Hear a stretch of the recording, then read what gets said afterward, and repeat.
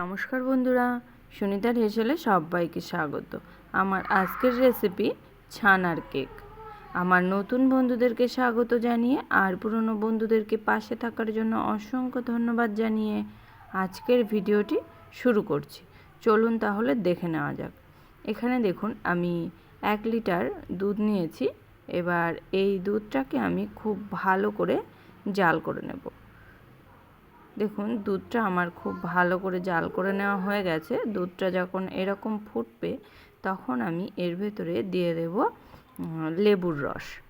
আমি এখানে লেবুটা রস করে রেখেছিলাম, সেই লেবুর রসটা আমি এরকম অল্প অল্প করে এই দুধের সঙ্গে আমি মিশিয়ে নেব। এইভাবে মেশাতে মেশাতেই দুধটা খুব সুন্দর ছানা আর জলটা আলাদা হয়ে যাবে। এইভাবেই আমি অনবরত নাড়তে থাকবো দুধটাকে। নাড়তে নাড়তেই দুধটা খুব সুন্দর ছানা কেটে গেছে। দেখুন আমি ছানাটা তৈরি করে নেওয়া হয়ে গেছে আমার। আমি ছেঁকেও নিয়েছি ছানাটা, সেটা আর আপনাদের সঙ্গে শেয়ার করা হয়নি। এবার আমি একটা বাটির মধ্যে নিয়ে নিয়েছি, বড় বাটির মধ্যে ছানাটাকে। এবার এই ছানাটাকে খুব ভালো করে আমাদের মেখে নিতে হবে। এবার দেখুন আমি এখানে খুব ভালো করে ছানাটাকে মেখে নিয়েছি। এবার এর মধ্যে আমি কিছু জিনিস অ্যাড করব। এখানে আমি দিয়ে দিয়েছি হাফ কাপের মতো সুজি, আর দিয়ে দিয়েছি হাফ কাপ চিনি, আর দেব হাফ কাপ ময়দা। এবার এইগুলোকে আমি খুব ভালো করে মিশিয়ে নেব। এখানে আমি অল্প অল্প করে দুধ দিয়ে এটার একটা মসৃণ ব্যাটার আমি তৈরি করে নেব। দেখুন এখানে আমি দুধ দিয়ে দিচ্ছি, অল্প অল্প করে আমি এখানে দুধ দিয়ে আমি একটা মসৃণ ব্যাটার তৈরি করে নেব। এখানে আমার মোটামুটি হাফ কাপের থেকে একটু বেশি দুধ লেগেছে। এবার এটার আমি একটা মসৃণ ব্যাটার তৈরি করে নিয়েছি।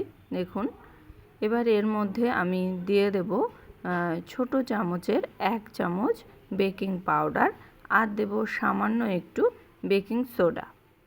বেকিং সোডার পরিমাণটা খুবই কম, সামান্য একটু বেকিং সোডা দিয়েছি। দিয়ে এবার এটাকে আমি আবারও খুব ভালো করে এটাকে মিশিয়ে নেব। মিশিয়ে নিয়ে এটাকে আমি একটা সাইডে রেখে দিয়েছি। এবার আমি একটা বাটি নিয়েছি, বাটির ভেতরে আমি একটা বাটার পেপার একটু ঘি দিয়ে ব্রাশ করে রেখে দিয়েছি।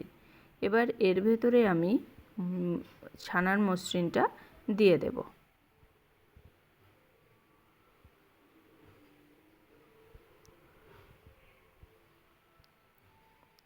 দেখুন আমি ছানার মসৃণটা দিয়ে দিয়েছি। দিয়ে আমি এইভাবে একটু বাটিটাকে একটু ট্যাপ করে নেব। তাহলে কি হবে, ভেতরটা আর ফাঁপা থাকবে না। উপরটা আমি একটু সমান করে দিয়ে আমি একটা কড়াইয়ের উপরে একটা ছোট স্ট্যান্ড বসিয়ে তার উপরে বাটিটা বসিয়ে দিয়েছি। বসিয়ে দিয়ে আমি ঢাকা দিয়ে 25 মিনিট রান্না করে নিয়েছি। ফিরে আসছি আপনাদের সামনে 25 মিনিট পর। আমি এখানে মিডিয়াম টু লো আঁচেই প্রথম 10 মিনিট আমি একটু মিডিয়াম আঁচে রেখেছিলাম। তারপরে আমি 15 মিনিট মতো লো আঁচে রেখে দিয়েছিলাম। দেখুন তৈরি হয়ে গেছে। আমি একটু দেখেও নিলাম ছুরি দিয়ে ভেতরে কোনো কাঁচা ভাব আছে কি না, কিন্তু খুব সুন্দরভাবে আমাদের কেকটা তৈরি হয়ে গেছে। এবার আমি এটাকে একটা পাত্রে ঢেলে দেখাচ্ছি আপনাদেরকে। দেখুন কতটা সফট হয়েছে কেকটা। তৈরি হয়ে গেল আমাদের দারুণ স্বাদের ছানার কেক। আমার এই রেসিপিটি কেমন লাগলো অবশ্যই কমেন্ট করে জানাবেন। যদি ভালো লেগে থাকে করে পাশে থাকার অনুরোধ রইল।